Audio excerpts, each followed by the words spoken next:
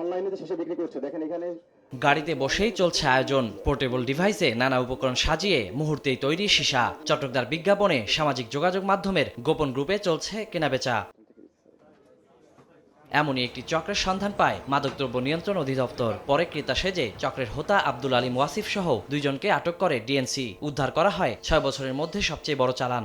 18 KG সীসা সহ দুইজন আসামিকে গ্রেফতার করা হয়েছে। আমাদের ডিএনসির কর্মকর্তাগণ ছদ্মবেশে ক্রেতা সেজে চক্রের ডেলিভারি ম্যান আশিকুর রহমানকে প্রথমে আটক করে। স্বামীর দেয়া তথ্য যাচাই করে ডিএনসির দল দ্রুত উত্তর বাড্ডার বিটিআই প্রিমিয়াম প্লাজায় অবস্থিত ইনোভেট নামক দোকানটিকে চিহ্নিত করে। দোকানের মালিক আব্দুল আলিম ওয়াসিফ এটার সঙ্গে যুক্ত, তাকে আটক করা হয়। অনলাইনে অর্ডার নিয়ে রাজধানীর বিভিন্ন এলাকায় সীসা ডেলিভারি দিয়ে আসছিল ওয়াসিফ। ডেলিভারির কাজে যুক্ত ছিল একাধিক ব্যক্তি।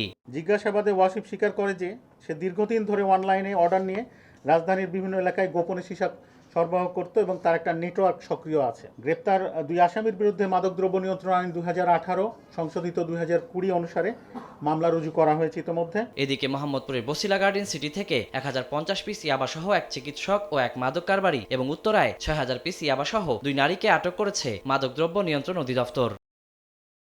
ওয়ালিউল সাকিব, সময় সংবাদ, ঢাকা।